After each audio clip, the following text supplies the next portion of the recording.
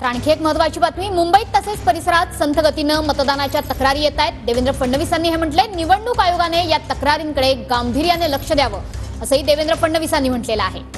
मुंबईमध्ये बऱ्याच भागामध्ये अगदी संथ गतीनं मतदान सुरू आहे आणि या संपूर्ण प्रकरणी आता देवेंद्र फडणवीस यांनी निवडणूक आयोगाला हे महत्त्वाचं आवाहन केलं आहे। देवेंद्र फडणवीस यांची ही अतिशय महत्त्वाची प्रतिक्रिया, अतिशय महत्त्वाची हे विधान। निवडणूक आयोगाने या मुंबईतल्या तक्रारींकडे गांभीर्यानं लक्ष द्यावं, कारण मुंबईसह आजूबाजूच्या परिसरामध्ये सुद्धा अतिशय संथ गतीने मतदान होत आहे।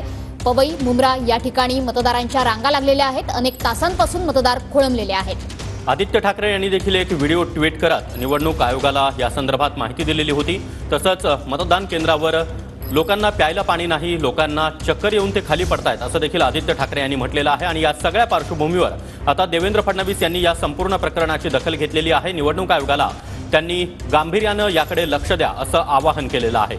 मतदानाचा वेग कसा वाढेल याकडे लक्ष द्यावं असं देखील देवेंद्र फडणवीस यांनी म्हटलंय।